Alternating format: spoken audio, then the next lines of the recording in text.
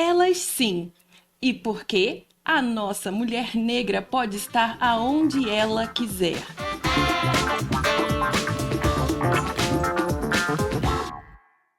Eu sou Jéssica Marcelo e hoje estou recebendo um talento, mas ela, na verdade, é uma multiartista. Fale mais pra gente, Laura Santos. Oi, Jéssica. É isso, eu sou musicista, né? Eu tô na música desde meus 5 anos de idade.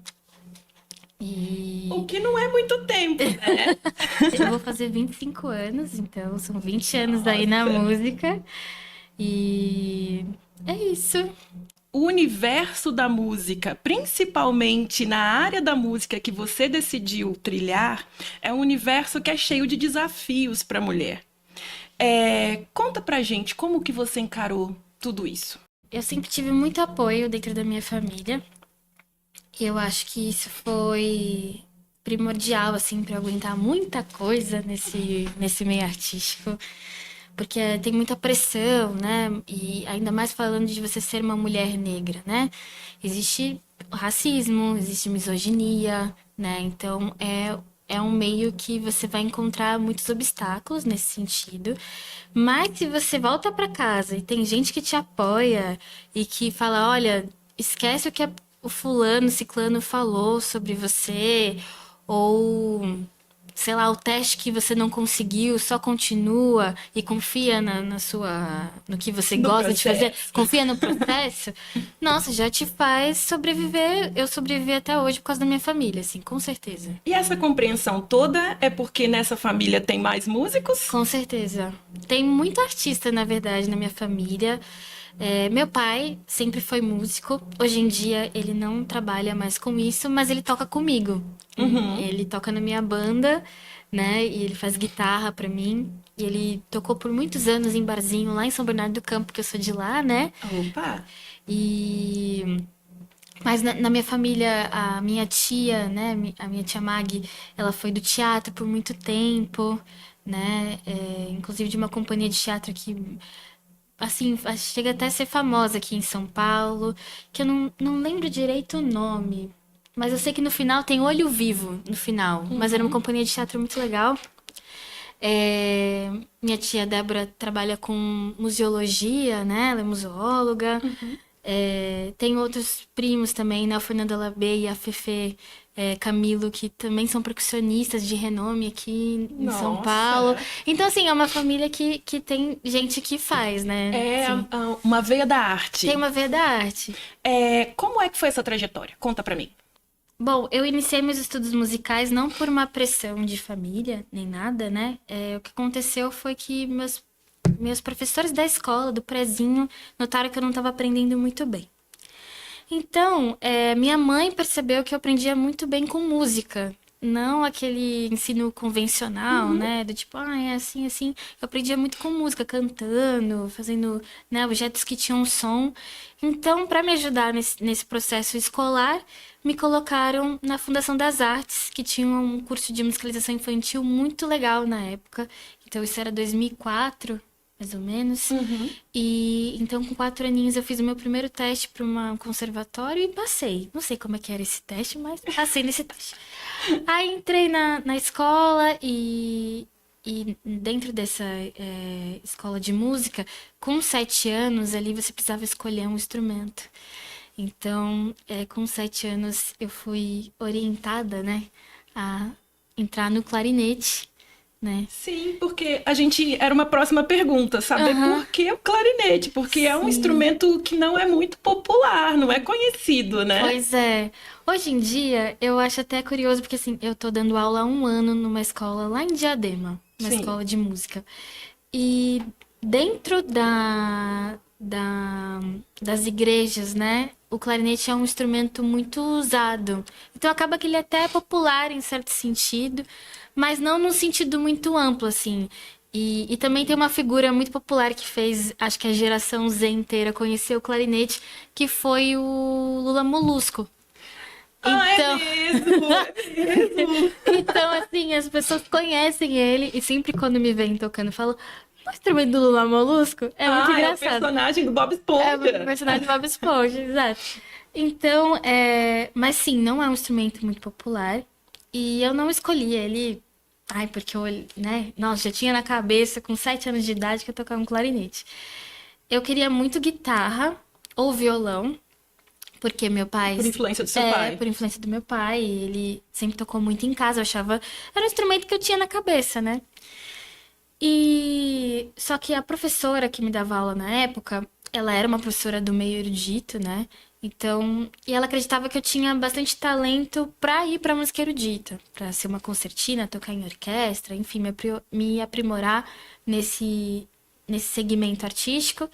E meus pais foram a favor porque eles pensavam que, assim, meu pai tem muitos amigos que hoje em dia são da USESP, né, que tem uma vida muito estruturada dentro do meio erudito. Então ele pensou, se a minha filha for pro erudito e um dia quiser trabalhar com isso, ela vai ter um espaço, sendo que ele, como músico popular, não teve tanto, né, Sim. tocando guitarra ainda em barzinho, foi muito difícil financeiramente.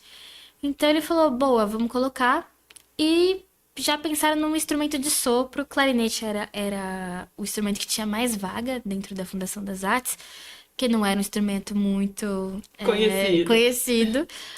Mas ele achou bonito, assim, falou, acho que vai combinar com a Laura. E fez um trato comigo.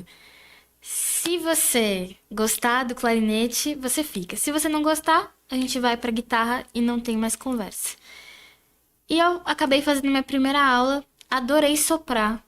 Achei muito divertido e falei, vou levar pra casa, quero continuar. Então, assim, iniciei minha jornada do clarinete, que não parou mais, né? Ai, que lindo! E é mais bonito ainda olhar para os seus olhos e ver o brilho que Ai, que acontece bonito. quando você fala que esse instrumento te escolheu nessa trajetória toda cheia de percalços, mas aconteceu, né? Esse Isso. encontro entre vocês dois. E assim, uma das coisas que eu achei super interessante é que esse instrumento é muito pequeno. Diferente do que eu imaginava, né?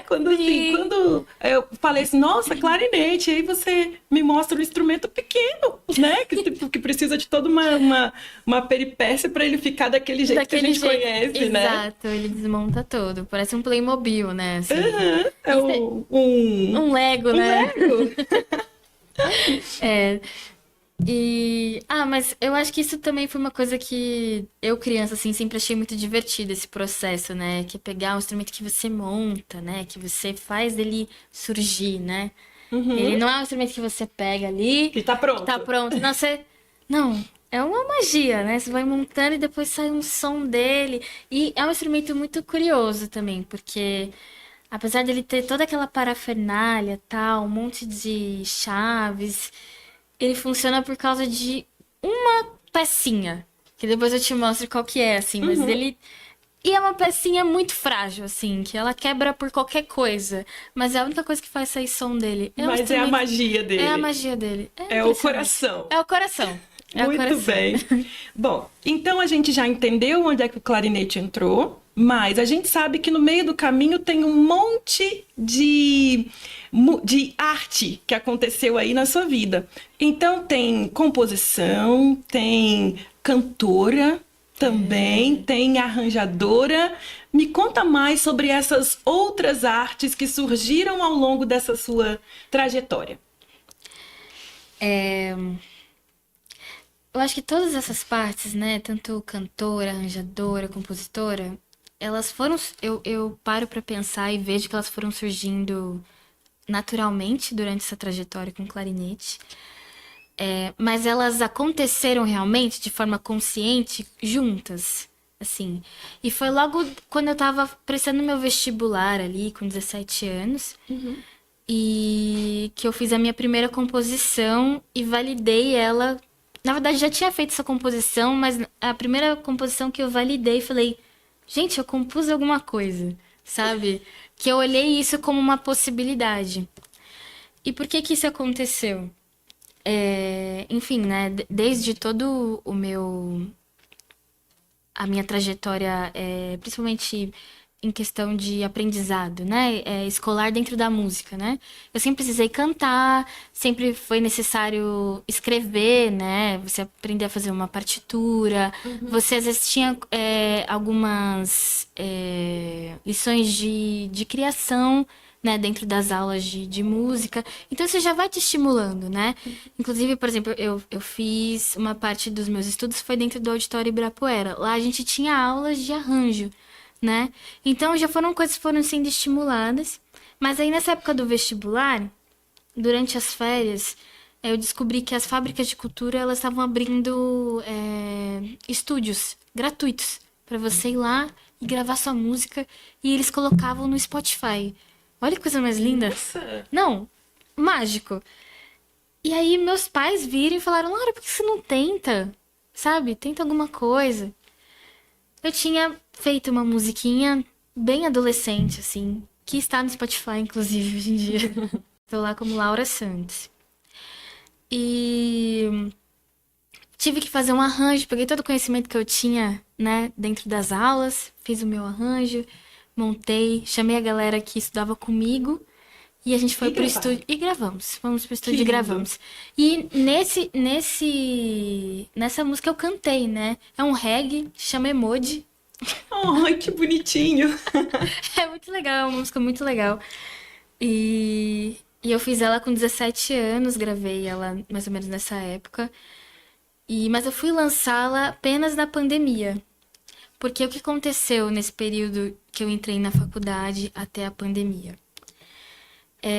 Eu trabalhava com música já, assim... Na verdade, eu fazia parte de grupos jovens que eram da EMESP Tom Jobim, né? Que eram grupos orquestrais que você... Enfim, tocava, né? Tocava com artistas e você ganhava uma bolsa, né? Pra estar lá. Então, meio que você já tinha um dinheirinho pra começar a fazer essas coisas. E pra mim isso foi muito legal, foi um momento muito legal. Mas chegou o momento de eu realmente trabalhar com música. E falando do Brasil, a gente tem música popular, não é música erudita. Você vai encontrar trabalhos dentro da música popular. E eu fui recebendo convites para acompanhar alguns artistas aqui de São Paulo que estavam gravando discos, né, fazendo seus trabalhos para se apresentar em shows. E nesses convites eu fui entrando dentro desse meio do mercado popular e virando uma instrumentista desse meio, né? E dentro disso, eu acabei fazendo uma transição. Eu acabei deixando o erudito de lado e entrei totalmente no popular, né? Então, essa transição me fez querer investir, né? Em cantar, em ter um trabalho mais artístico, né? Não só como instrumentista que acompanha alguém, mas também como fazendo minha própria... Exato. E nessa transição aí da sua carreira, que já é longeva, apesar de você ser uma moça muito jovem, Sim. Qual foi o papel das redes sociais? Nossa, foi primordial. Primeiro que me fez realmente ter contato com outros artistas, entender como é que era o meio artístico, né? Começar a entender como é que ele funcionava. E durante a pandemia, né, que foi o momento que a gente ficou mais recluso, eu tive a oportunidade de fazer vídeos, né? Precisava me entreter, né? E acabei fazendo vídeos pra internet. E alguns vídeos bombaram com músicas minhas, ou fazendo versões. Virou viral. Então, teve vários que... E ser viral é um negócio muito engraçado, né? Principalmente quando a gente fala, por exemplo, de TikTok, né? Que é um ambiente que tem muita viralização, assim, de conteúdo, né? Que às vezes você viraliza por causa de um conteúdo, mas todos os outros não viralizam. Então você fica mantendo ali, Sim. de repente você... E aproveitando esse momento, Laura, eu acho que vale você falar pra gente qual é o seu arroba, né? Pra gente poder ter acesso a todo esse material lindo, que com certeza, pra combinar com você, tem que ser lindo. Gente, ó, no Instagram eu tô como Lala Santos Clare, tá? Lala Santos Clare, acho que vai aparecer aí na telinha, né, de vocês. No TikTok eu tô como Canta Lala. Lala é um nome, um apelido que as pessoas gostam muito de me chamar, assim, né? E eu acho ele bem bonito também. Mas nas plataformas digitais, né, de streaming, assim, né, Spotify, Deezer, YouTube, eu tô como Laura Santos. Então vocês vão me encontrar por aí desse jeitinho, tá bom? E me acompanhem porque eu sou bem postadeira, gente, bem blogueirinha. Adoro, blogueira. Eu amo. Todo mundo tem que nos ver, tá certíssima. Exato. Bom, uma trajetória linda, cheia de momentos impactantes. Mas eu queria falar de um momento especial, assim, que foi o troféu Raça Negra. E qual que foi o impacto disso pra você? Como que você se sentiu naquele momento? Nossa, foi um dia muito mágico, muito mágico. Eu recebi esse convite do... Ai, gente, será que eu vou esquecer o nome? O Elifas Andreato, Uhum. né? Ele teve uma ideia de fazer uma abertura para o Troféu Raça Negra que fosse uma menina tocando clarinete. Não, uma menina negra tocando clarinete, tocando o hino nacional no clarinete. E a ideia era começar com o hino nacional e terminar com Carinhoso. Porque é Lindo! muito lindo. No momento, a gente estava num momento político no Brasil que ele estava um pouco tenso, né? Com muitas coisas acontecendo. E ele tinha a ideia de as pessoas sentirem carinho de novo pelo hino nacional. Que estava no momento que as pessoas não estavam querendo tanto cantar o hino nacional assim. E assim, o Carinhoso por si é um hino É um também, hino porque nacional. né, o nosso maravilhoso Pixinguinha, Pixinguinha. exato. Então, assim, não só por toda a simbologia por trás dessa música também, né? Exato. E então era exatamente isso que ele queria transmitir, que era que o Carinhoso era também um grande hino, né, do Brasil e que todo mundo conhece e para ter essa transição que desse um quentinho no coração das pessoas que Uma estivessem lá. melodia Isso, acolhedora. acolhedora. Exato. E aí esse dia aconteceu, foi um dia muito bonito, todos me receberam muito bem, né? Lá na Sala São Paulo, inclusive o evento aconteceu na Sala São Paulo. Quem apresentou foi a Glória Maria. Nossa. Nossa, foi assim, foi um dia muito especial, me senti muito querida e é engraçado, porque eu fui me dar conta que foi algo tão especial assim, muito tempo depois, assim, que eu tive maturidade para entender o que aconteceu. Mas foi assim um dia maravilhoso. Inclusive, eu agradeço o meu amigo Alan Abadia, também um baita instrumentista aqui de São Paulo, do Brasil, ele é um grande trombonista, e ele que me indicou, né, pro Elifas, então foi um dia especial. E por falar de dias especiais, fala pra gente também do projeto instrumental do Sesc. Ah, sim! Inclusive vai fazer um mês desse show, né, que eu estreiei no palco do Sesc Instrumental, que é um palco, nossa, muito pesado, assim, o Sesc Instrumental, pra quem não conhece, né, acontece no Sesc Consolação, né? E ele é um programa que tem mais de 20 anos, assim. Eu lembro de assistir o Sesc Instrumental, é difícil falar, né? Na televisão, com os meus pais, assim, de domingo, passava de domingo. Então toda tarde a gente sentava e assistia, né? Então isso já me dava uma inspiração pra tocar, pra fazer um trabalho. Era muito bom, muito gostoso. E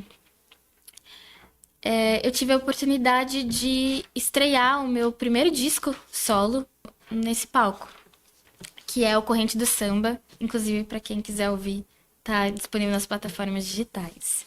Mas é o meu primeiro disco instrumental, que é uma homenagem ao compositor Altair Veloso, né, que é um compositor de samba aqui muito incrível. Ele é do Rio de Janeiro, inclusive. Meu conterrâneo. Meu conterrâneo. E ele é um compositor de samba que a Leni Andrade gravou ele, o Emílio Santiago gravou ele, muita gente gravou, né? E inclusive pessoas que estão na mídia hoje em dia, né? Também Ludmilla, Alexandre Pires, a galera toda grava o Altair Veloso. E eu acabei conhecendo ele no Sarau Brasilis, né? Que é um sarau muito legal aqui de São Paulo.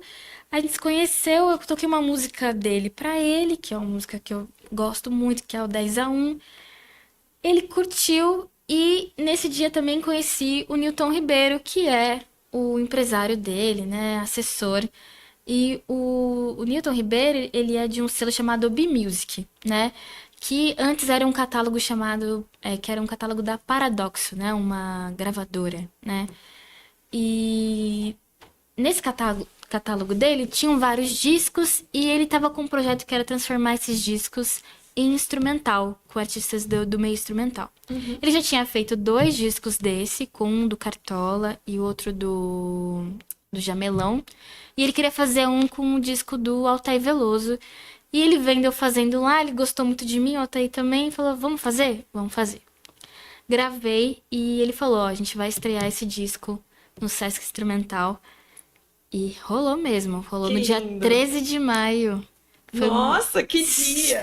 Foi no dia 13 de maio, eu estreiei lá nesse palco. E, nossa, tá lindo, gente. Quem quiser ouvir, tá no YouTube, tá? Porque eles gravam. Por favor. Profissional, assim, baitas câmeras profissionais. Excelente oportunidade, viu?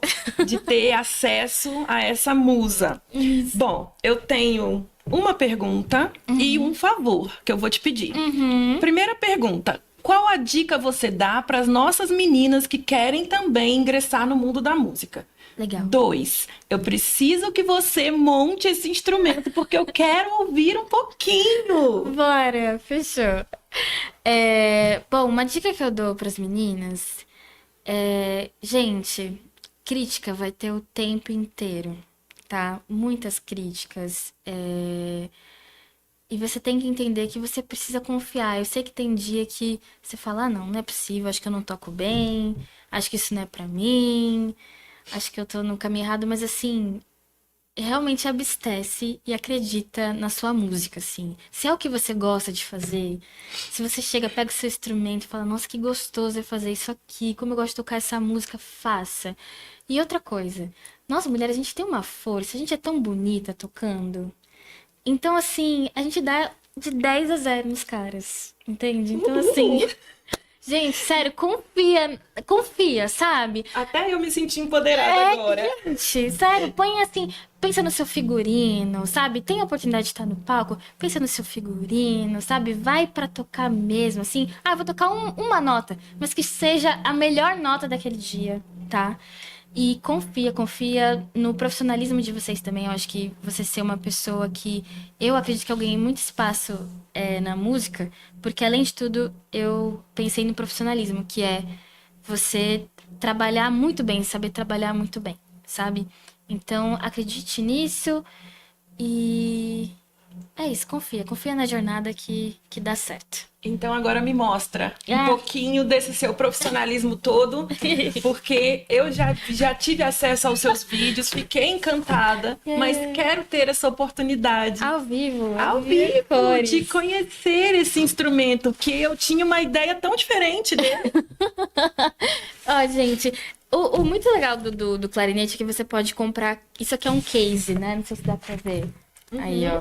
O case, dá pra você comprar vários diferentes, assim, né? E eu quis comprar um pequenininho porque ele parece uma bolsinha, né? Então... Vai pra todo lugar. Vai pra todo lugar e ainda combina com o seu look, olha só. Né? Mas o clarinete, ele é um instrumento que desmonta, né? Por isso que ele fica tão... Compacto. Tão compacto. Dá pra enxergar? Dá, né? Ele é lindo. Isso aqui, esse material aqui é madeira, tá, gente? Há muito tempo atrás o clarinete era feito de ébano, mas não pode mais, né? Porque ébano é uma árvore protegida. Sim. Eu não lembro qual que é o nome dessa madeira em específico. Mas é uma madeira. E existe clarinete de resina também, mas aí é um... Assim, eu acho que sonoramente não soa tão bem. Não tem um som tão bonito quanto de madeira. E é muito engraçado, né? Porque ele tem esse monte de... Eu falei sobre isso hoje já, né? Que ele é todo cheio de detalhe. Olha como ele fica grande. Era pequenininho, agora já tá desse tamanho todo. É muito, né? E engraçado, ele tem tudo isso aqui, todos esses detalhes, mas ele funciona só com isso aqui, que é a palheta, né? Uhum. E isso pra mim é mágico.